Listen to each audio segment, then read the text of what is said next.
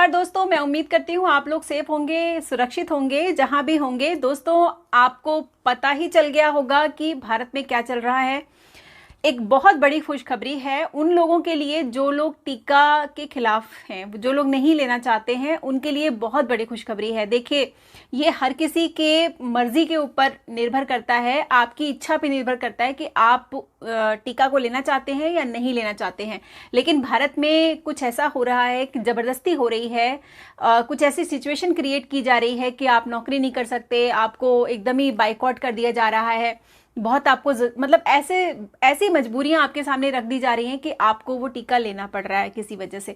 तो अभी एक केस आया था जो कि महाराष्ट्र में कैदी जो है उस पर ज़बरदस्ती हुई थी। डॉक्टरों और पुलिस ने काफ़ी ज़बरदस्ती की उसके ऊपर, बिना उसको बताए कि उस टीके के क्या क्या नुकसान हो सकते हैं उस पर ज़बरदस्ती की गई। और उसने जो है जजमेंट की गुहार की। नीलेश ओझा जी ने पिटीशन फाइल किया इस ज़बरदस्ती के खिलाफ और उनकी जीत हुई। कोर्ट ने जजमेंट पास किया है। कोर्ट ने साफ साफ ये कहा है कि किसी भी व्यक्ति को ज़बरदस्ती टीका नहीं लगाया जाएगा। अगर ज़बरदस्ती लगाया गया तो वो एक क्राइम माना जाएगा। आप उसके खिलाफ एक्शन ले सकते हैं जैसे कि उस कैदी ने लिया।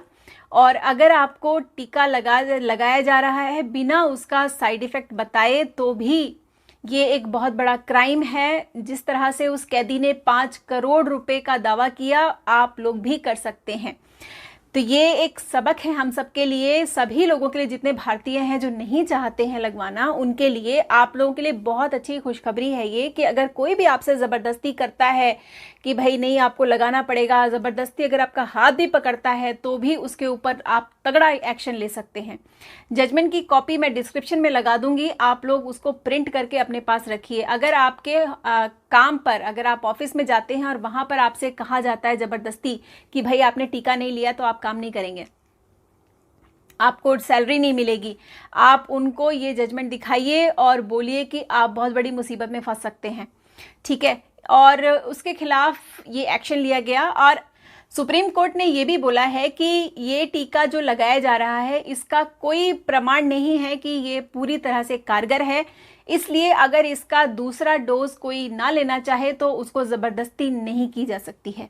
मतलब अगर आपने पहला डोज ले लिया है और दूसरा डोज आप नहीं लेना चाहते हैं तो ये आपकी इच्छा पे पूरी तरह से निर्भर करता है, ये आपके ऊपर है।